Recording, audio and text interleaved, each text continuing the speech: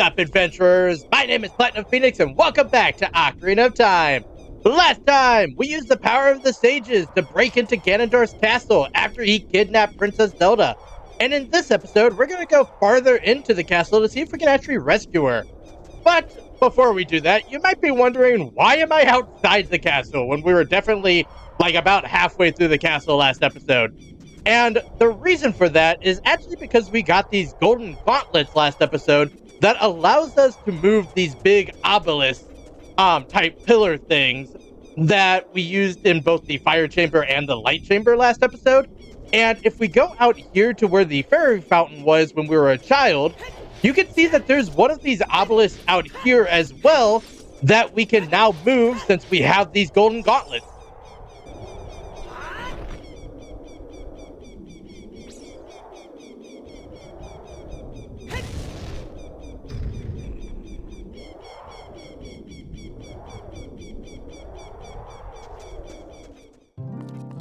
So, like I said before, this is the same great fairy fountain that gave us Din's fire as a child.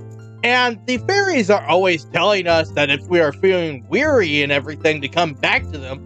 So what happens if we play Zelda's Lullaby as an adult?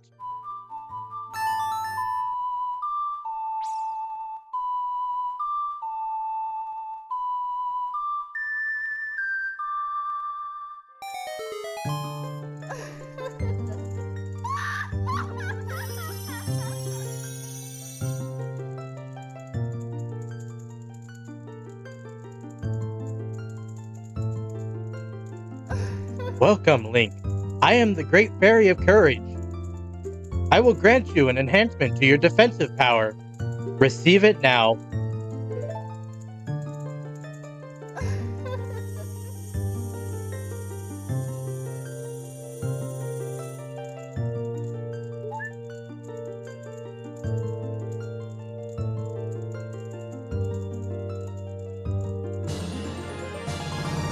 Your defensive power is enhanced. With your enhanced defenses, damage inflicted by enemies will be reduced by half. When battle has made you weary, please come back to see me.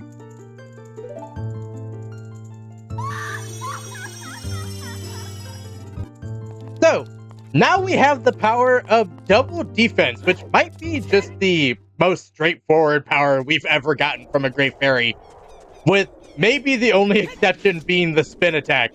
But double defense basically just means that Link now has the ability to take any damage that he would take and only take half of it. And the way I like to think about it to make it as straightforward as possible is basically, since we are now taking half damage, we have gained double the amount of health. So since we have 20 hearts, we effectively now have 40 hearts regularly without any potions or fairies or anything like that. And it's really nice to think about that because, one, it's really nice for the final battle with Ganondorf and everything. But for all the battle junkies out there and everything, there are a lot of fights in the second half of the castle. And it's really nice for those as well. And speaking of fights, we have new enemies here. These are Dinofos. Or, I guess it was a Dinofos. Wow, those guys went down easily. Dinofos are basically just powered up Lizalfos that fight the exact same way, basically. They'll try to jump over you, they'll slash at you, and they don't have any defensive way of actually blocking your attacks like Stofos do. They just try to dodge as much as they can, which is why they went down so easily. And also, this isn't technically the first time we fought them. We did fight Dinofos in the Gerudo training ground, but I opted not to talk about them then because I knew we were fighting them here, as well as the fact that I was talking about the Gerudo, and I didn't really want to break up my commentary to talk about the new dinosaur guys. But with that being said, have you all heard about the new leaks going around of about Ocarina of Time? Because they're really interesting, and I want to talk about them a little bit. Basically, the leak is just that there is a remake coming for Ocarina of Time on the Switch 2. which is interesting for me for two reasons. The first is that if you have liked this Let's Play and have wanted to play Ocarina but didn't have a 3DS and didn't know where to purchase it, it may be in your best interest to just wait a couple months and see if these leaks and rumors have any substantiability to them before you go out and buy anything. Plus, the remakes will probably have graphical upgrades and gameplay changes and everything, so it'll probably be a better experience with that as well. But the other reason is actually funnier, and that reason is this is the second time that I have that I have played through a Nintendo game on the channel, and within like very close to the end of the series or right after the series ends, there has been a rumor or a leak or a port of the game I had covered put onto the Nintendo Switch, with the other one being Pokemon Fire Red and Leaf Green, if you're wondering. But it's funny because if I had a nickel for every time that has happened, I'd have 2 nickels, which isn't a lot, but it's weird that it's happened twice. And no, before anyone gets up on their high horse, I don't think I'm not delusional enough to think I have any influence on anything. I just think it's a pretty funny coincidence that it happened twice. But with that being said, we have 2 Iron Knuckles here, which is interesting because we've only ever fought Iron Knuckles as single enemies. And because there are 2 of them, this can be a really difficult fight. Unless you just fight them one at a time. Yeah, Iron Knuckles work where they only aggro to you whenever you hit them. So as long as you only hit one and not the other, they really can't fight you as a pair, and it becomes a really easy fight, honestly, because you have the Bigoron sword and you can just fight them as normal. With just doing jump slashes and doing backflips to get away from them, very easily defeating both of them. But there's actually a theory about these 2 Iron Knuckles, and it's basically just that they are the king and queen of Hyrule. And there's actually a bit of evidence to back up that theory, like the fact that we just got done with an entire temple based around the fact that Naboru was mind-controlled and put into an Iron Knuckle. So we know that either Ganondorf or his followers have the ability to do that, so it's very likely that he did it to the king and queen. And the other reason is because, a slight spoiler here, but this is the boss door. So those 2 Iron Knuckles are the last line of defense before we get to Ganondorf, and it's very likely that he would have put them there as a almost psychological test for either Zelda or Link when fighting through the castle trying to get to Ganondorf. And because of that psychological aspect to it, I'm inclined to almost believe the theory, despite the fact that we never meet the King and Queen of Hyrule in this game, and we very rarely meet them in any other games either. So it's hard to really tell if they would have put them in here like this. But now that we are in the boss room, or I guess the hallway before the boss room, I'm going to be quiet because I want you to listen to the music as we run up this staircase to Ganondorf.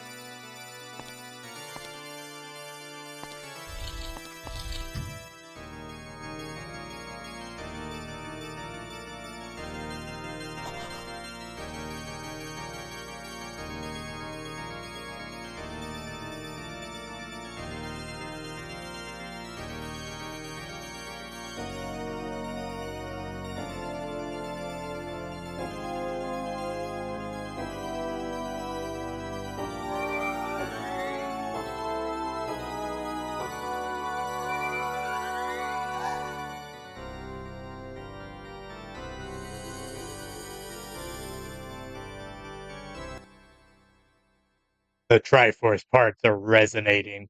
They are combining into one again.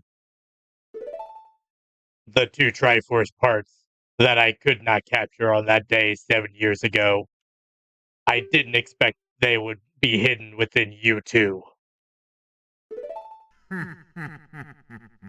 And now, finally, all the Triforce parts are gathered here. These toys are too much for you. I command you to return them to me. Link! I can't help you! Because of the waves of darkness, I can't get close! I'm sorry, Link! Great King of Evil, Ganondorf! Welcome to our final battle against Ganondorf! Starting things off, Ganondorf is powerful enough to physically change the rules of gameplay. We cannot target him due to his dark powers, affecting how close Navi can get to him. And because Navi is our targeting system, we physically cannot target him. But for this first stage of combat, we are just playing tennis with him. And once we actually hit him, if you would be so kind to get hit, please, he will be stunned, and all we have to do is shoot him with a light arrow to fully stun him. And because his dark powers get stunned, whenever we hit him with the light arrow, we are then able to use Navi to target him once again, because he is no longer admitting his dark powers on us. Also, this fight is very similar to the Phantom Ganon fight. As you can see, we're playing ping pong. The only difference is the light arrows and the weaponry that we have to actually fight against him this time. And speaking of the light arrows, I mentioned last episode that I was going to talk about them later, and it turns out now is later. So let's talk about them. So, light arrows are not strong. Specifically, they do as much damage as regular arrows do against enemies. But they do have two important uses. The first is what we did last episode, where we used them to destroy the seals so we can get past the barrier. But the second is that since they are able to pierce the defenses of evil, we can use them to break Ganondorf's defenses, allowing us to actually attack him, which is the most important part of the light arrows, that they are able to stun Ganondorf. And also, Ganondorf has this other, Spirit Bomb attack. If you just shoot him with the light arrows, he immediately gets stunned, allowing you to attack him.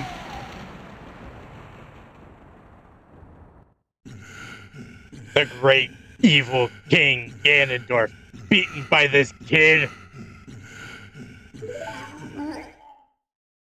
Link.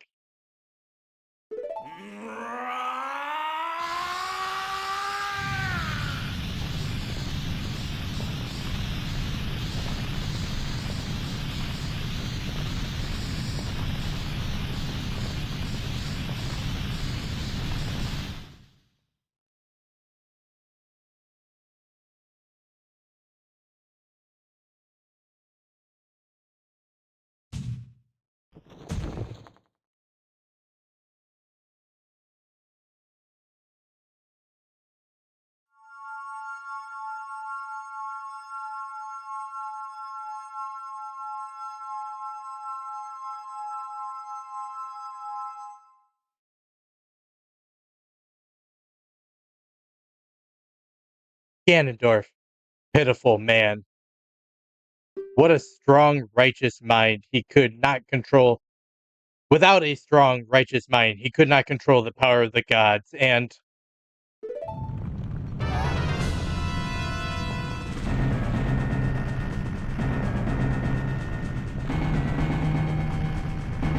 Link, listen to me. This tower will collapse soon. With his last breath, Ganondorf is trying to crush us in the ruins of the tower. We need to hurry and escape. Please, follow me.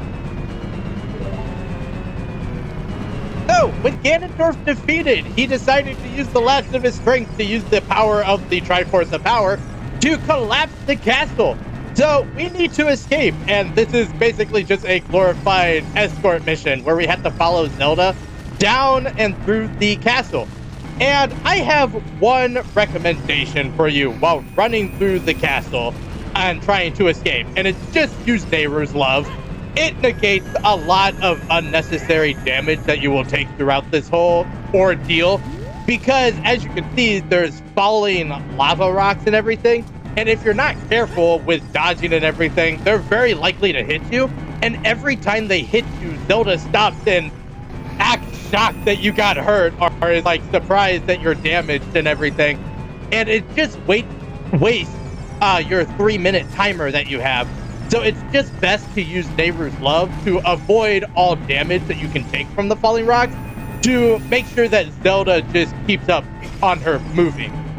But with that being said, and since we're literally just running through this place, this might seem familiar to you if you played other Nintendo games, because this is very similar to the escape sequence in Super Metroid, and in fact, most of the Metroid games. And I'm pretty sure that's where they got this idea is from Super Metroid. Because Super Metroid, when you defeat the final boss in that game, the world starts to collapse and you have to reach your spaceship in order to fly away before you die. And in this game, it's pretty similar. You beat the final boss, he uses his power to start to crush the tower, and you have to escape before you die again. But the reason I think that it is based off of Super Metroid is because Super Metroid came out in 1994, which is 4 years before Ocarina of Time came out. So it's very likely that the developers of Ocarina decided to take some inspiration from Super Metroid to kind of make this dramatic power sequence of us just running. Also, you may have noticed that sometimes Zelda gets captured, or I say sometimes, I'm pretty sure that's the only time that she gets captured, but what you have to do is just take out the 2 Stalfos there in order to allow her to get released so we can continue moving. Also, it's kind of a slap in the face, but they reward you for rescuing her with 5 rupees, which is really funny considering this is the end of the game and we have nothing left to buy. I'm gonna use Neighbor's Love one more time because I think we have at least one more hallway to run down. And I should mention that they give you 3 minutes to do this, and it's more than enough time. Even if you don't use Neighbor's Love and you get hit several times and stop Zelda, I don't think I've ever failed this tower sequence with running through it. Just be careful of this re-dead. No, don't run into the re-dead.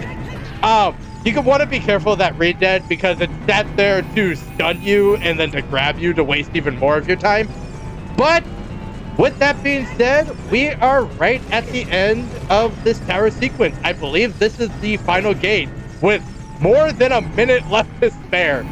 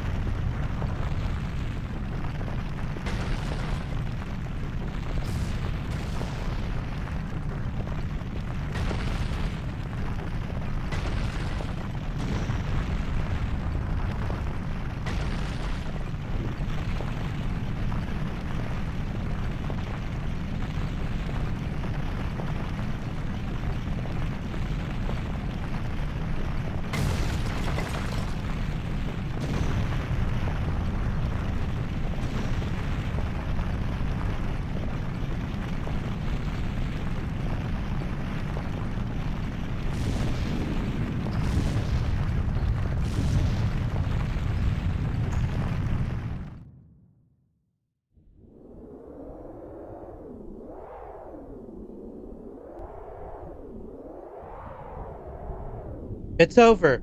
It's finally over.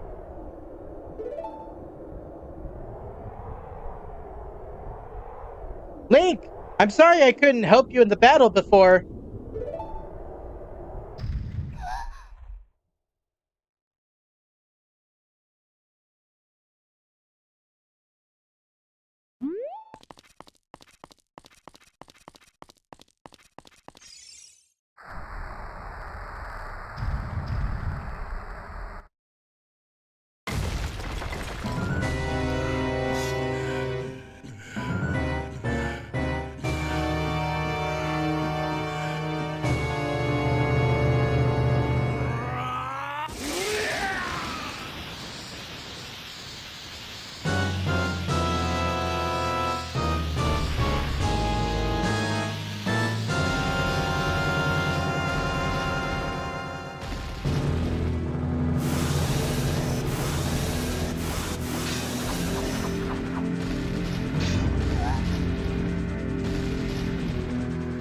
There's no way he's going to hold back again.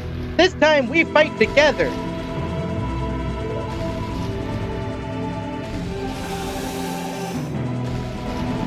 No, I lied before. Say hello to the real final boss, the Demon of Power Ganon. And as you just saw, Ganon just knocked our sword out of our hands. So we actually need to go into our gear. And we no longer have the Master Sword as an option. So we are just going to continue using the Bigoron Sword for this fight. You just have to make sure, even if you were using the Bigoron Sword previously, to go into your equipment and to equip it. But this is an interesting fight because Ganondorf is no longer himself. He is, like I said, the Demon Beast Ganon. And I actually love that reveal that Ganondorf had been almost taken over by his own power and transformed into this beast due to him wanting to basically kill Link so badly. And it's a really cool reveal, especially for people who played the original Legend of Zelda, because Ganon is a character from all the way back in the beginning. And Ganondorf transforming into Ganon is a really cool callback to the original big bad of the series. But I guess I should probably talk about how to fight him instead of just talking about how cool he is. So what we actually need to do is attack his tail. As you can see, it's glowing blue. And that is Ganon's weak point. And there's a couple ways of actually getting behind him. You can either just roll straight through his legs and attack, which is probably the easiest and fastest method. Link, the Master Sword is here. Hurry up!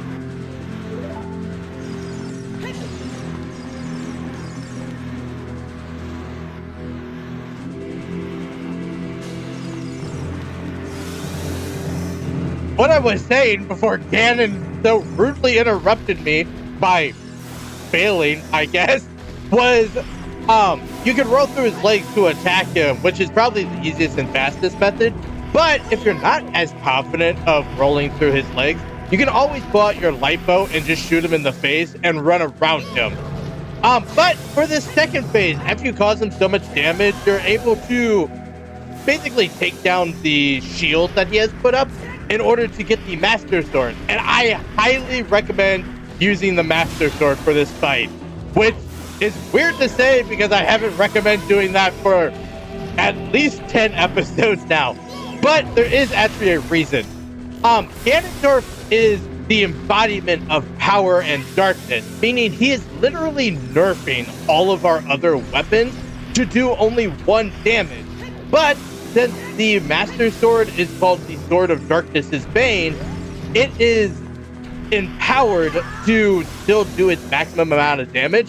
So with the Master Sword, we can still do 2 damage per hit, allowing us to actually deal more damage than we can with any other weapon. Along with the fact that you actually need the Master Sword to defeat Ganon, which is probably an important piece to this puzzle. Also, something weird about this is that Navi in the regular Ganondorf fight was like, oh, I can't target him because he's too powerful and his darkness is too much for me. But in this fight, he's perfectly fine for some reason.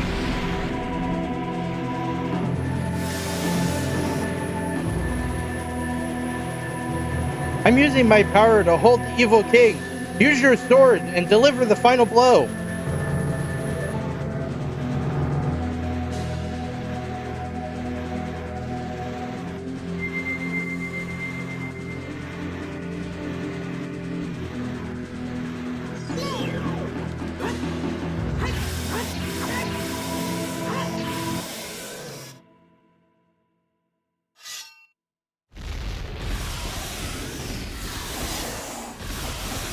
Six stages, now!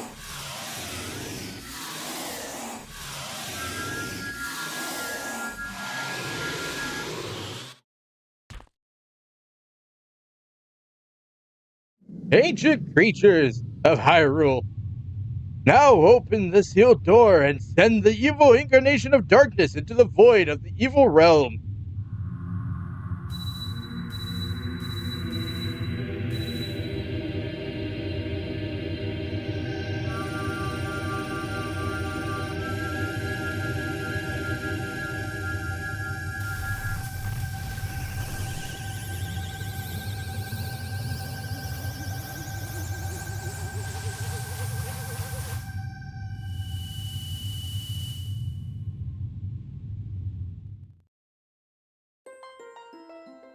you! Curse you, Zelda! Curse you, sages! Curse you, Link! Someday, when this seal is broken, that is when I will exterminate you, descendants!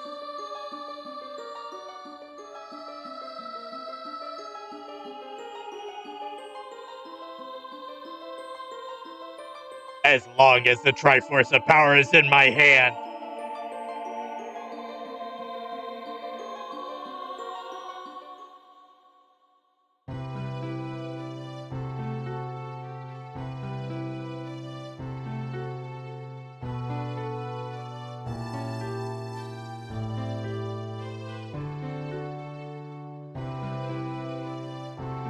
Thank you, Link. Thanks to you, Ganondorf has been sealed inside the evil realm. Thus, peace will once again reign in the world for a time. All the tragedy that has befallen Hyrule was my doing.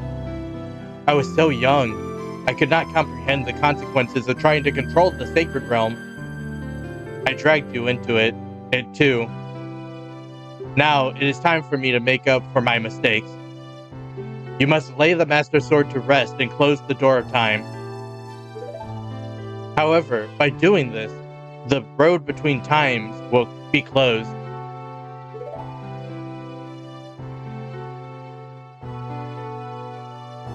Link, give the Ocarina to me.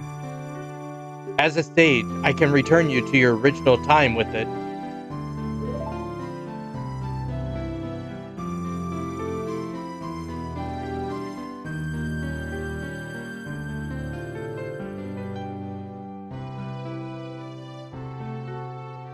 Peace has returned to Hyrule. It is time for us to say goodbye.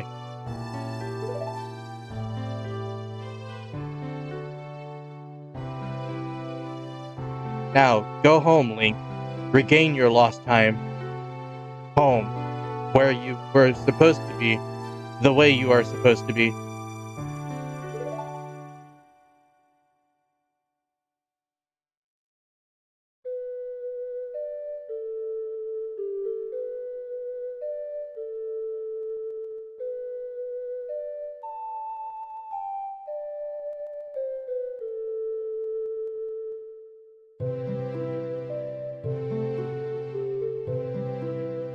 Thank you, Link. Goodbye.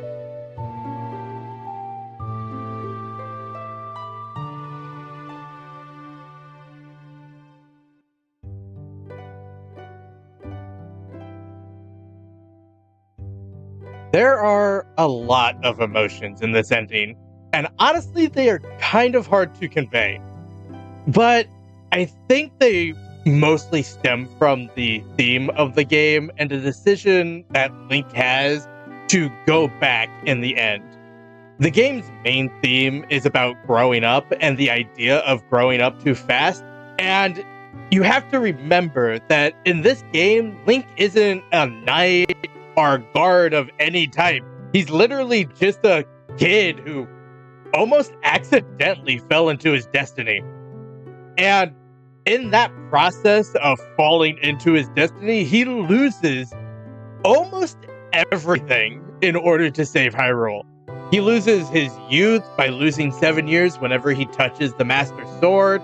He loses most of his friends whenever whenever they become sages, or whenever he goes back to the Kokiri Forest and they don't recognize him because he grew up. And he even loses his father figure and his guardian in the Great Deku Tree very early in the game.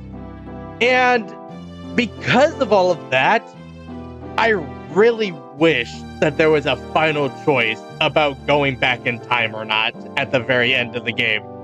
Because people who grew up too fast often have a dichotomy in the way of thinking about the past.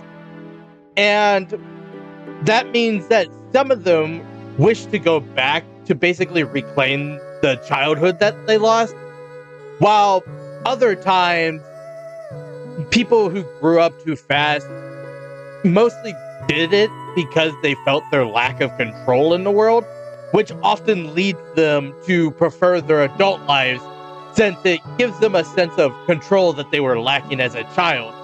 And it's not very hard to think that this is exactly how Link would have thought in the moment when asked by Zelda to give him or to give her the Ocarina back. He was mostly powerless as a child, only being able to help the different races in really smaller ways if you think about it, like clearing out the Dodongo's cavern and rescuing Princess Ruto from the inside of Jabu Jabu. These weren't like big jobs that he was trying to do. But as an adult, Link had almost more power than he could ever need in order to help and control the destiny of Hyrule around him. So it's just strange to me that he would hand over the Ocarina so easily to Zelda and basically almost asked to be sent back to the time when he had no control over his own destiny.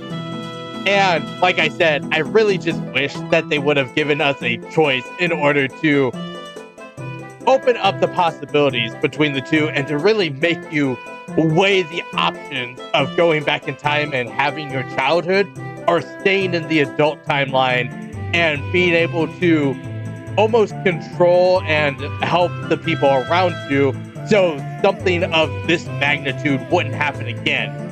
There's also just the cool aspect if they would have given you this option. Like, I know the fact that getting sent back in time is what makes 2 of the 3 timelines within the Zelda franchise, because it allows Child Link to be a child again and go off on adventures, and it leaves the adult timeline without a Link of their own, so it's leaving the adult timeline vulnerable. But can you imagine the games that we would have gotten if the adult Link timeline would have happened, where adult Link would have just been like, no, I'm staying here? Because we've never had a game with a Link that is older than like maybe 20 at the most, which is crazy with how many Zelda games have come out. And I know this game came out in 1998 and important story choices weren't really in a lot of games back then, but I just feel like it's a missed opportunity. But with all of that being said, this is not the end for Ocarina of Time. We have at least 2 more episodes because while there's not really a post game, there is an entire other mode to this game that we need to go over, as well as the fact that I have promised that I'm going to go over all of the gold Skulltulas, and I intend to keep that promise, so we will be doing that. And the only other thing I have to say is I want to give the hint for the next Let's Play right now. So your first hint for our next Let's Play is going to be that we are traveling to what is called the Land of Gemstones. But other than that, I don't really have much else to say, so I think I'm just going to leave you with the credits, and I'll meet you at the end.